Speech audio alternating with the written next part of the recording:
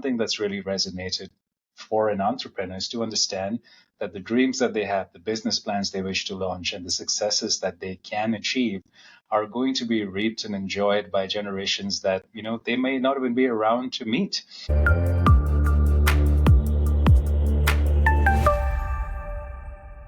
All the way from the hallowed halls of the Rawls College of Business at Texas Tech University, we are honored today to have the director of the Alderson Griffin Center for Family Business and Entrepreneurship. Anish Quenim is taking that organization that I helped launch a couple of years ago and growing it into the stratosphere. It's exciting to watch. Anish, welcome to SmarterUmedia. Thank you, Steve. It's great to be here, and thank you for the opportunity to grow what you built. I appreciate that. Well, I'm telling you, we have so much to talk about, but because we value the person's time that's out there listening, we always say, you're going to get a nugget that's going to take you into your day. So we're going to give you 2 minutes. The chicken timer is up and ready to go. Anish, make me a little bit smarter. Thanks, Steve. If there's a little thing that I could share with everybody listening, it's the opportunity for us today, being in the positions we are, to think of futures when we wouldn't be around. And the concept is generational wealth, generational well-being, and creating generational paths for the people that exist in our ecosystem that I truly believe can benefit with some of the visions that we have. And to break this down a little bit, I focus on entrepreneurship and family business. And one thing that's really resonated for an entrepreneur is to understand that the dreams that they have, the business plans they wish to launch, and the successes that they can achieve are going to be reaped and enjoyed by generations that, they may not even be around to meet.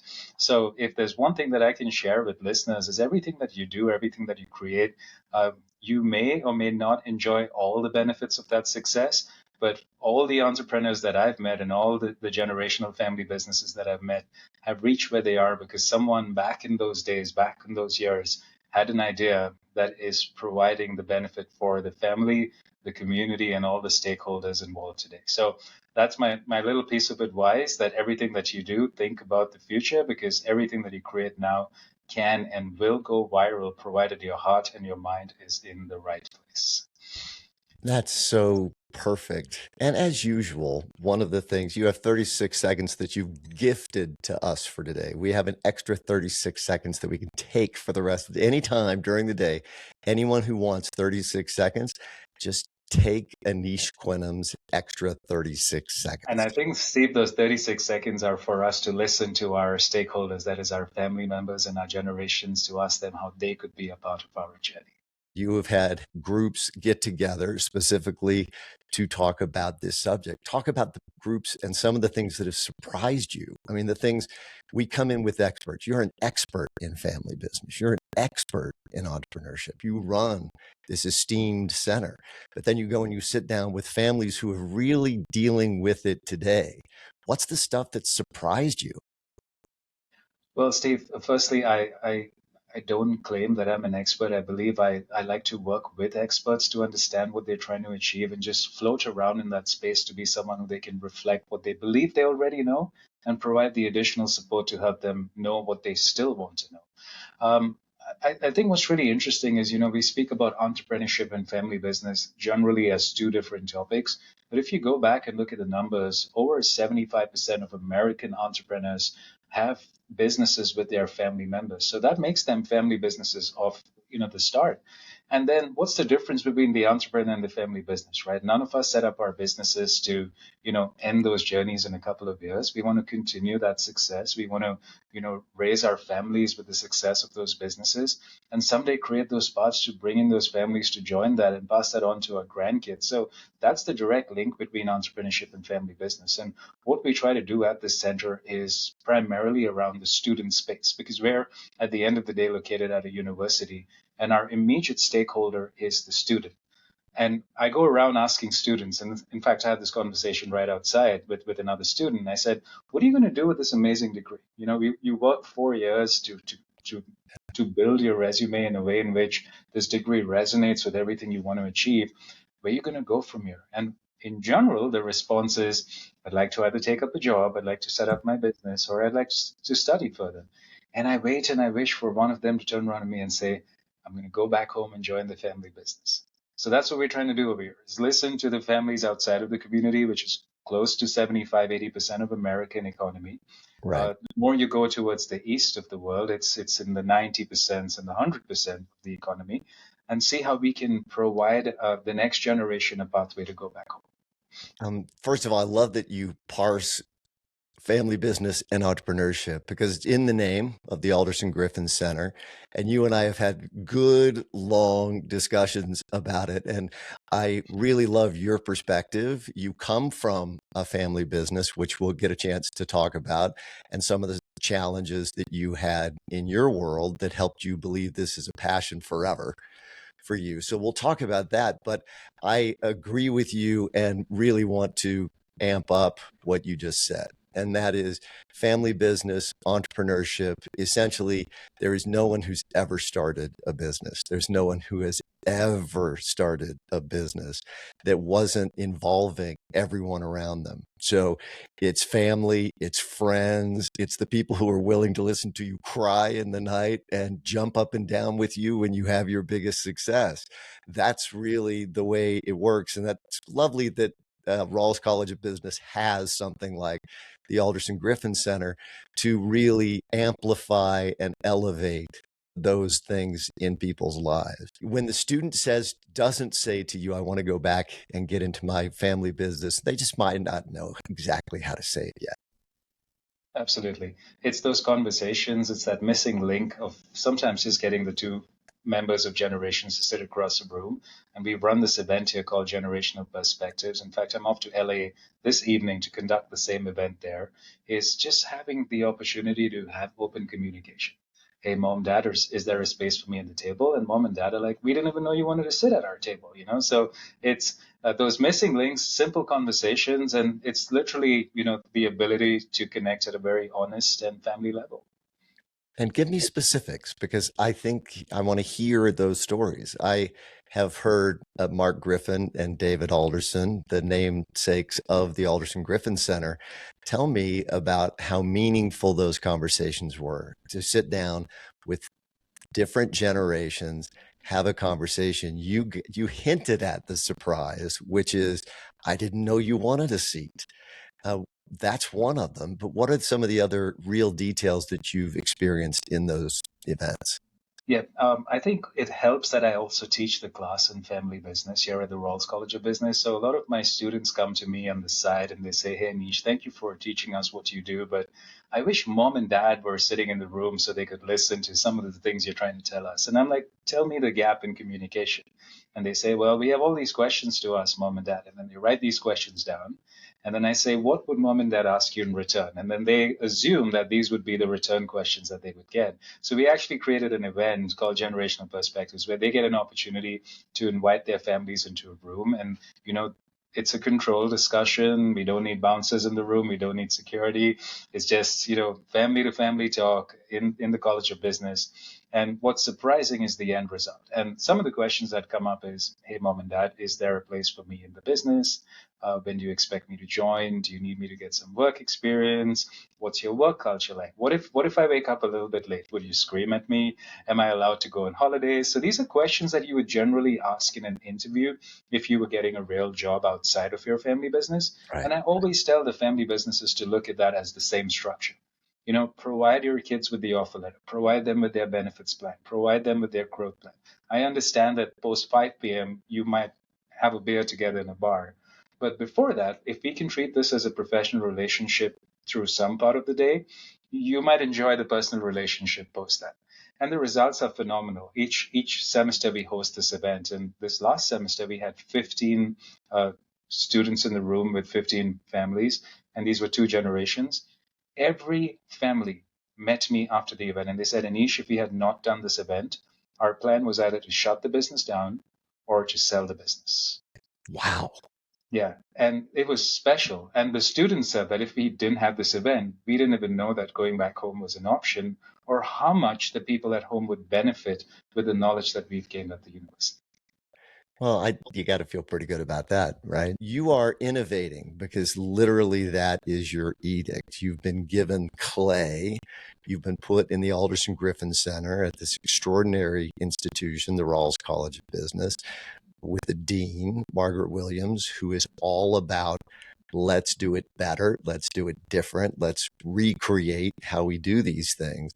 In that context, you've come up with a number of things, but I want to quickly get to the micro credentials, because as we look at our lives, as we look at the information society that's all around us, we are all trying to figure out, how do I get tools? How do I get the thing that makes me have an advantage, makes me better able to compete?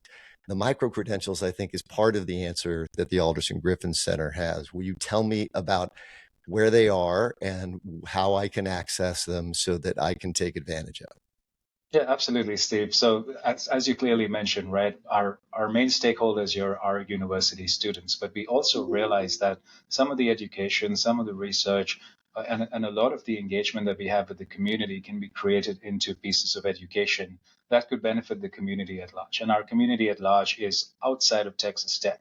Now, you think about, friends, family. I'm looking at my mom and dad, for instance, and if I convince them to go back to college for 4 years or 2 years, they would delete my number. They would not want to talk to me again. But if I said, hey, mom and dad, there's these opportunities for you all to do these quick classes, which are taught at a university, and you can take it off the luxury of your home desk anywhere in the world. And 2 weeks on, you would receive knowledge, you would get information, you get a chance to interact with people in that space, and maybe a cohort of professionals trying to find that same path like yours. And then you also end up with a Texas Tech transcript and a certificate from the center saying you've completed this extra learning. We think that that's going to engage audiences outside of our classrooms. And this was an idea which my students shared with me, saying, hey, Anish, I really want mom and dad or our grandparents to understand what we're trying to learn in these classrooms with y'all at the university.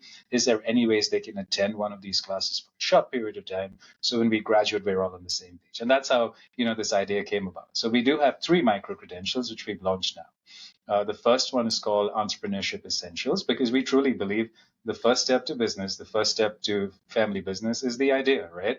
Is Right. what does a good idea look like? How do you create that? How do you, use AI to help you make those business plans? And we have Dr. Mohammed, who, is a phenomenal human being, Right. who's built that class for us. So we offer that twice a year in spring and fall.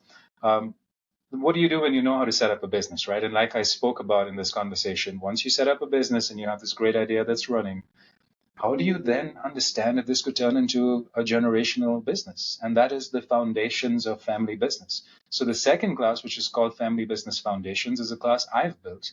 And they have the opportunity to understand that, hey, this is a great business plan, or is it a great business plan? How do we ensure entrepreneurial continuity and continue the business long enough so that our family can join us in this journey, right? So that's the second class. It's called Family Business Foundations. Now, once you've identified a good business plan, you've identified how family can be a part of you and the dynamics that go with this, the third aspect is creating the roles for the family, right? Because, who's going to work where? How do we ensure that Right. there is a divide between work and play? But at the same time, there's also intersectionality between the two. So the third class, which we built, is called Governance for Families and Business, which talks about the different roles that one can create. And the roles could be raising the family system, right? The roles could be family members that work in the business systems.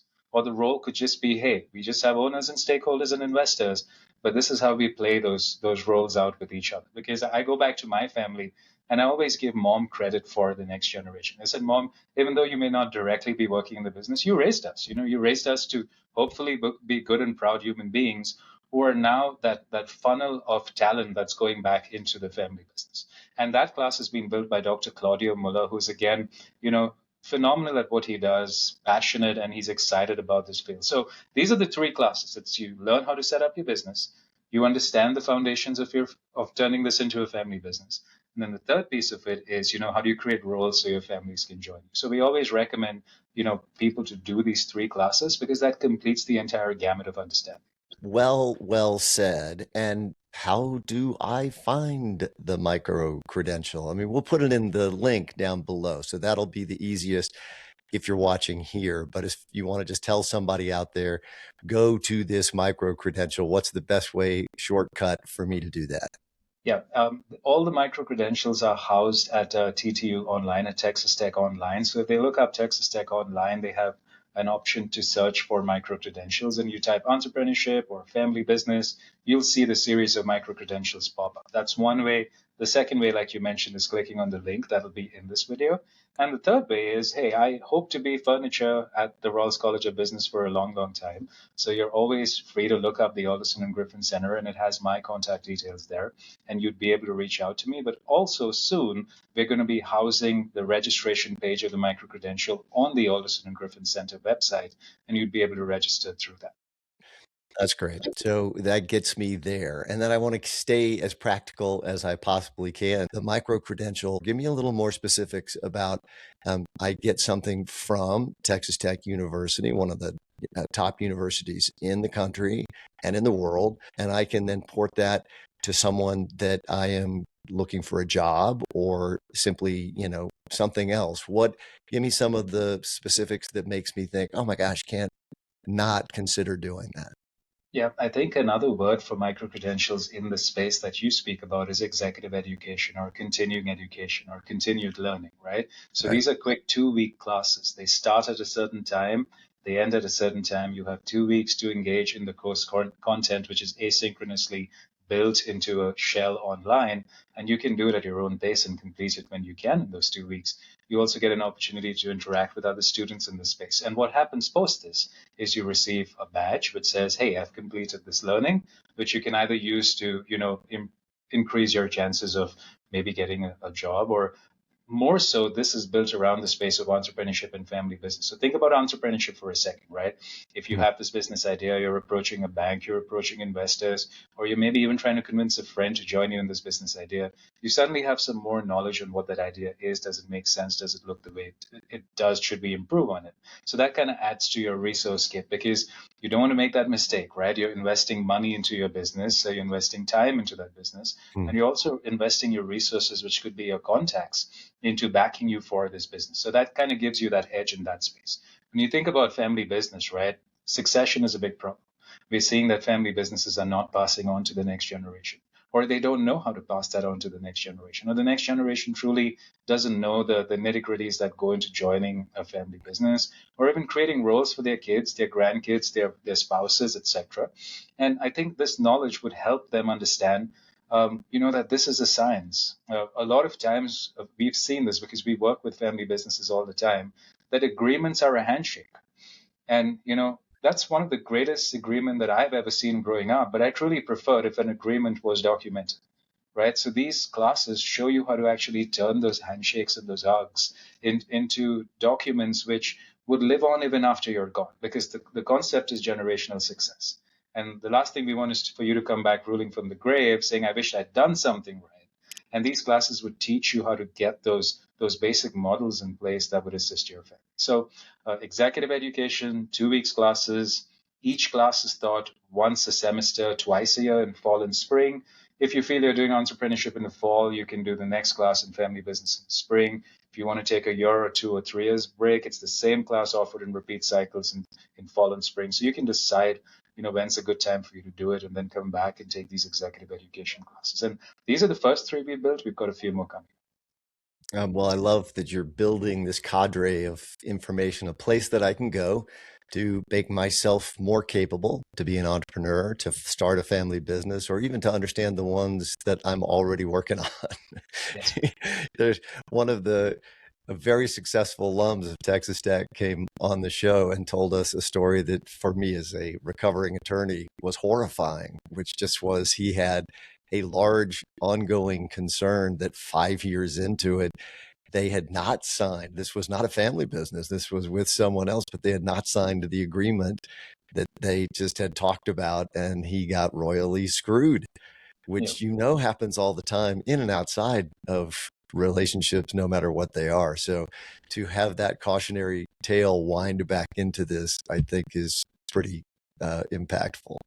Yeah, especially when you're dealing with family, because it's not just the transactional model that's working, it's the relational model, right? And we say a lot of entrepreneurs start by doing business from their mind, but eventually, when family starts getting involved, it's business from the heart as well. So, how do you balance those two spaces? This is a perfect transition into what is called now the Rawls Marketplace. One of the things I love most about the Rawls Marketplace is that it comes from listening. So when you talk about listening to stakeholders, you talk about listening to students. The dean, Margaret Williams, thought we ought to do this thing that I've heard about. She talked to you. That's how it started.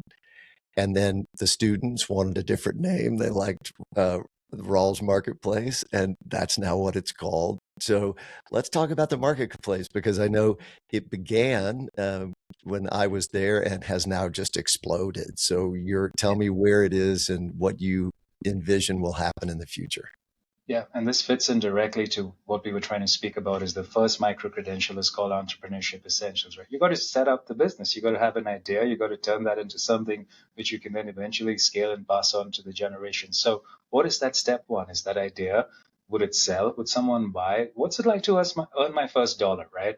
And a lot of us, when we're trying to get into the space, have these great ideas, but till we earn the first dollar, we don't know whether it makes sense or, if this is a plan we wish to chase. And I have so much gratitude to you, Steve, our dean, Dr. Margaret Williams, also Dr. Mayuk Das and Dr. Dino Villegas, who've always been so special in supporting the space. And then, we have the umbrella of our three donors. That's Mr. David Alderson, Mr. Mark Griffin, and then Mr. Brian McCoy, who've always been in the space of, how do we grow entrepreneurs to family businesses? How do we make sure they succeed? And the marketplace, like you mentioned, was just that idea. There have to be students around this college who may have these ideas, who may think that they might get a buyer for it, who may earn a dollar from their vision, right? So why don't we just test it? So the marketplace was just that, turn that idea into life, make that product, make that service, and just come and sell and see if someone's willing to exchange their savings, their earnings, their income to remind you that this could continue into something successful. And like you mentioned, it was known as the pop-up market. The student said, hold on a minute, how about we turn this into the Rawls Marketplace? So it grew from the pop-up to the Rawls Marketplace. And now we've dropped the name Rawls. It's just the marketplace. And the reason for that is because students from across campus said, is there any ways we could also come and sell and see if our ideas make sense? So by dropping a particular name, it's all credit to the Rawls College of Business for helping give us this platform. But by calling it the marketplace, every other college now feels that they can be a part of it. So we had about 6 to 8 vendors in the first season. And then the most recently concluded one had 40. Wow. But the reason we had to stop at 40 is we had more than 60 or 70 who wanted to sell, but we just didn't have enough space. So, it's 40 students who thought these are great ideas. Maybe we should sell, maybe we can make money. And they're from colleges from all across campus who are now continuing to work with the center to see how this can turn into an ongoing business, create jobs in the future. And eventually, my stubborn side comes in is how do we have your family join, right? So this is the first step, but eventually it could benefit their generations. I just love it. And the enthusiasm with which you speak about the things going on at the center is infectious. And I just sort of want to echo what you just articulated, which is I was asked by my young graduating high school student, why would I go to college? I don't think that's an unreasonable question today. And I think it's a question that people are being asked a lot, particularly innovative, entrepreneurial people sort of are looking around and saying, what do universities have to offer? I think you just gave an answer.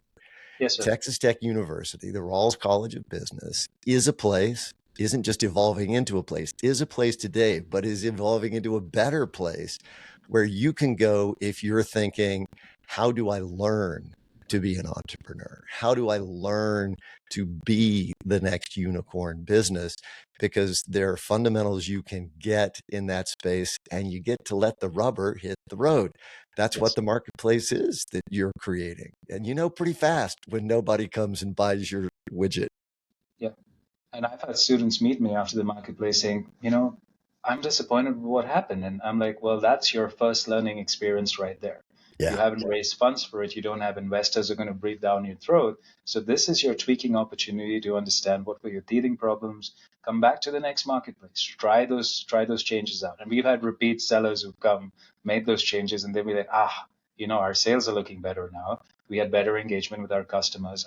Just our logo needed a bit of change. And we worked closely with the Innovation Hub, where they share their resources with us to create all this. And like you mentioned, Steve, we have these various centers or opportunities that are tied into Texas Tech University. And our goal is to, unite all of us to provide the eventual benefit to the student and show them not what life looks like when you're at university, but this is what your life could look like once you've graduated, right? Because we don't want anyone to walk out of our doors and say, now what? Well, there's no way to overestimate network. And networking, in my mind, sometimes becomes a bad word because it sounds so crass. And honestly, sometimes it feels worse. you know, um, on the other hand, the community, the very large community of Texas Tech University with hundreds of thousands of alumni who are successful at all levels in all areas of business. That's one thing the center does and the university does all the time, which is tie those people back in so that you don't just get a chance to meet them, but lucky them, they get a chance to meet you. So that 4-year experience to be at a place like Texas Tech and the Rawls College of Business, you get a chance to elevate your way in a way you otherwise couldn't. Yeah, I mean, that reminds me of that quote, you travel the world to find treasure and return back home to find it, which Mm. is what we try and do is, introduce them to these treasures of our community, which is faculty, staff, other students, alumni, our community, right? People in our space who we have immediate access to, which sometimes we underestimate the knowledge, the networking opportunities, the influence that they can have in your life. And I cannot even be more, honored to tell you that I love the city of Lubbock. I love Texas Tech University because all of my learnings come from my immediate community. Right. Just sitting in their spaces, listening to them, being able to let someone else tell you how you can be smarter in 2 minutes. It's just special to create that as your learning experience. And the day we continue to, I mean, the more we continue to learn and the more we continue to seek that strength within us, that is the fundamentals of successful family businesses. They look within, they look at who amongst them can join them to create the vision that they all have, because, teamwork just makes the dream work. Listen to that. Teamwork just makes the dream work. Take that with you. Use it. You don't have to quote Anish. You don't have to give him any credit at all, but that's a great one. I love it. You talk about communities and the immediate communities and some of the things that the Alderson Griffin Center is doing and bringing into Rawls and Texas Tech and the broader community are things like the ranching effort that you're building. And now maybe the dairy, I understand, business, and that may be building out.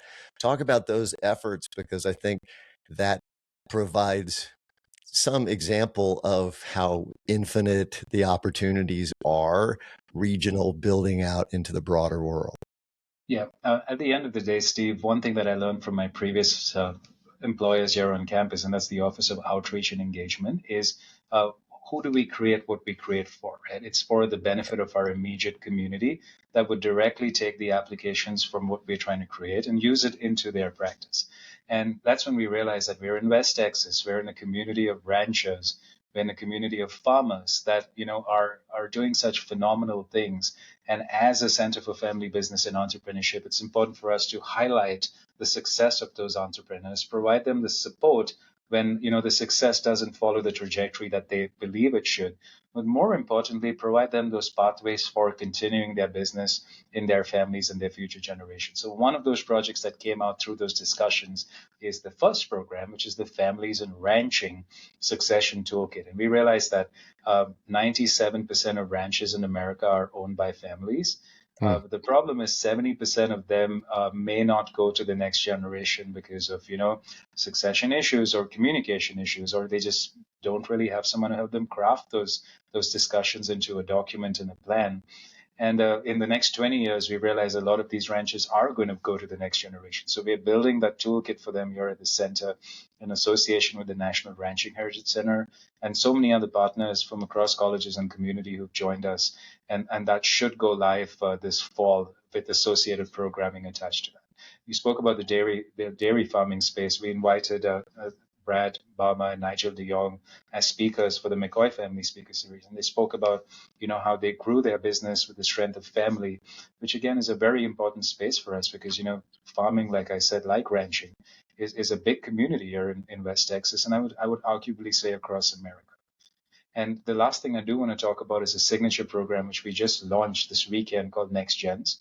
And that is the national exchange for the generational enterprise network of successors in association with Cornell University and 6 other universities. So we're a team of 7 founding universities because we realized that, we don't really have a collection of the next generation of entrepreneurs or next generation of family business successors across America. And we're hoping to unite them into one space so they can share collectives, listen from each other's experiences. And then also once they're graduated from college and they find their paths into entrepreneurship and family business, they can come back to guide students who were once in their shoes, who had similar questions, and help them navigate those journeys. So these are a few of the things which we're trying to build over here, but none of this has been something that we guessed. This is listening to the community and asking the community, what can we do for you as a center to help this space develop? When you have good soil and you plant something, it can grow. So I think that would be a metaphor I would use for the Alderson Griffin Center, for Rawls College of Business and Texas Tech. And Lubbock generally has been this beautiful environment for things to grow. And ideas that people have are growing. We look at entrepreneurs who don't make it all the way through university because they get so excited that they leave. You and I know that is a very small number of people. If that's what happens to you, good for you. On the other hand, a lot of those stories, if you look back at them, they were people who found their team and found their thing while they were in higher education. Yes, sir. Yeah, it's just like you mentioned, it's building your space, building your team, and just, the research is showing that the reason why the next generation generally succeeds in a family business is also because they can play off the phone book of the generation above them. And that basically means that the network, the connections, the people it's all about that, right? We're a community of 8 billion people, and there's someone out there who can assist you to do something that you're trying to do. Beyond artificial intelligence, there's also a world of natural intelligence that exists. And it's all about you trying to find those spaces and those people because they're out there to help you. Well, and they will show up. The AI has yet to suggest that it would fund any of my enterprises, Anish. I know that's going to shock you. No, on the other hand, it probably would. If I asked it, it would tell me, but then no check would show up. Yeah, no, and Steve, I hear this repeatedly at talks. AI may not replace our dreams yet, but those who don't know how to use AI, they would be replaced. So, it's working with it. And I tell my class that use this as a second draft technology. Use this as a platform for you to learn what you believe your mind and your network couldn't teach you. But it has to work together. I mean, one doesn't know more than the other one doesn't know more than the other. But working together, we may know something that we would have never, thought of before. Yeah, chess and Go, the games were far ahead of all of this to help us understand that working together probably is better. But don't tell the chess people, because now the computers are so much better than the group collaboration. And who knows where that's going to go? I mean, honestly, I always believe that two things happen. And I know you are on the road with people who are in these worlds trying to understand them. But first of all, technology moves faster than you think, and adoption moves slower. And that happens every time. So we are not in a world where it will all be AI tomorrow. That's not going to happen. And it will never be only AI. On the other hand, we have to live in the world today. So the hybrid universe you're talking about just makes a ton of sense. And again, I believe when we're smarter, we're better at using tools. So I get back on my soapbox for 2 seconds just to say, as you're thinking about whether it's worth dedicating, if you're fortunate enough to be able to have a period of time to go to an institution like Texas Tech or the Rawls College of Business, if you have the ability to do that, you are doing yourself a disservice if you don't value what that period of your life brings to everything far beyond your career, just to your And life. if we don't, that time, we create classes like we have in the micro credentials where you can still give us maybe 2 weeks of your time and do it repeatedly, learn more in the space, and just keep adding to your knowledge of resources. And we truly respect that 4 years or 2 years or a 5-year PhD degree might be too much for people in the space of entrepreneurship or family business. But like you mentioned, set aside some time, learn something from someone else where you're trying to build, where you're trying to create. More importantly, we're listening to the community and turning that into educational pieces.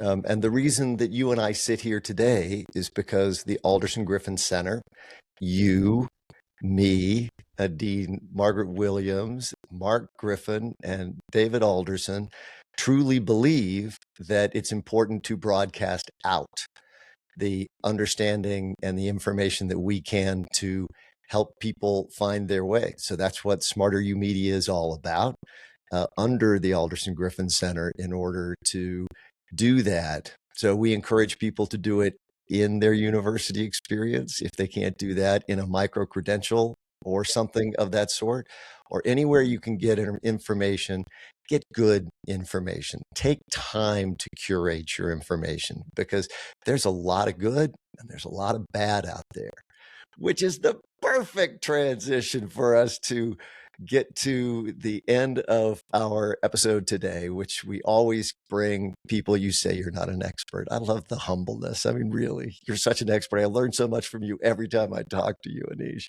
But if you could help us curate our information better in this day, give us some resource or resources that you've really found help you get to things that you think of as good information that will help us.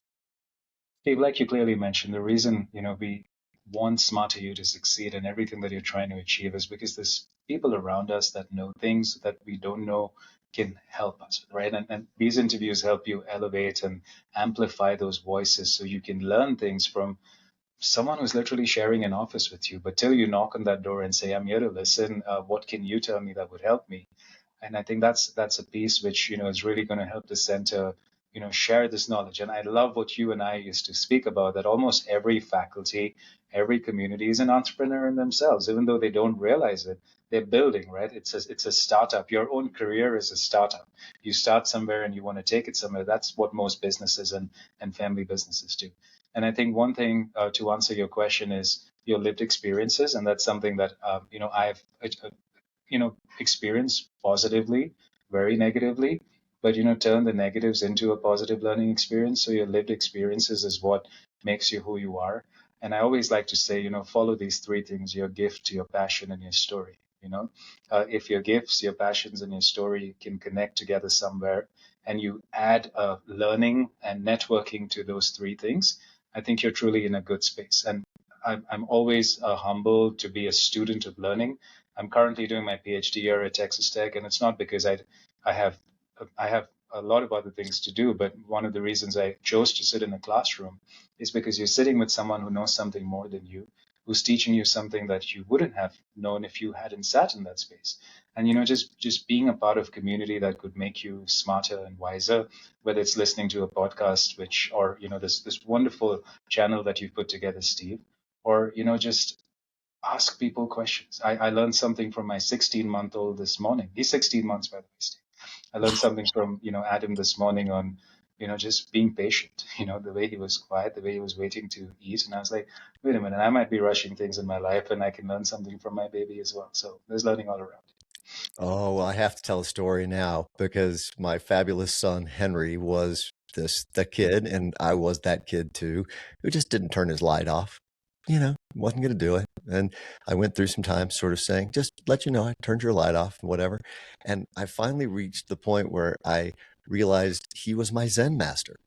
And when I went in and turned that light off, I always said to myself, thank you, Zen master, for this lesson in patience. And it was one of the great parenting lessons of my life. It's sort of, and I found it to be a ritual that was beautiful. Yeah. It touched me when I would go and turn that light off. And yes, I can't believe your boy is 16 months old. That's And the way it works. to my family, Steve, like my wife, Nisa, my family, my mom, everybody who's helped helped me reach where I am. It's your own family. If you can function within your own family, Yeah. you're able to take care of business. And I say that about the Rawls as well. We are able to create everything that we do because the family that exists within the Rawls College of Business and Texas Tech believes that we can work together to create something. And all the research also suggests that no family business ever got successful when they built the business first and then the family. It's Yeah. they built their family first that led to the success of their business. So there's always going to be correlation in success. So profound. And I'm going to break all the rules. Are you ready? You and I do that, though. That's what we do. That's the best part of our collaboration, Anish, is there's not a rule that we're not willing to break. But I know we were heading toward the exit, but we did not get a chance. And you mentioned a little bit about it. And if you are up for it, I believe the story that you had that helps motivate you from your own family business experience is a really meaningful story. So will you tell me what that was and how it motivates you today? Yes, sir. If I could trade this chair to be beside my family in business, I would do it right now. And I lost the opportunity to spend time and join my family business because of issues with the generation above mine, issues within my own generation. I don't want to blame anyone today, but Right. all these years that I now spend at this center, I'm realizing that, these are the little things that we could have done as a family to reorganize our space so we could find paths to work beside each other. So this is inspired by that empty chair. And I hope that every family business, every entrepreneur, every successor has that opportunity to sit with each other and enjoy those spaces because truly there is no greater privilege or gift than waking up beside and next to your family, having a breakfast with them, being able to share a work dream with them. And even though I may not get to enjoy that yet, we have restructured our family business, and we're finding ways to collaborate with each other. But we lost 15 years trying to understand that succession struggle, and the things that I learned from that are being turned into lessons for others. And I always wish my family and my family business so much of success. I do miss them every single day. But I know that I have their blessing to share that message with the rest of the world so that everyone finds their way back home and there is never an empty chair. So profound. All right. Well, I think everyone should just listen and understand that you should find a way to participate. The Alderson Griffin Center is a place where open arms come from the great Rawls College of Business and Texas Tech in order to welcome you in so many capacities, whether that's just reaching out and trying to be a part of the programs locally or nationally, and the new effort that's going on with students all across the country. Reach out, find the Alderson Griffin Center at the Texas Tech website so that you can be a part of that.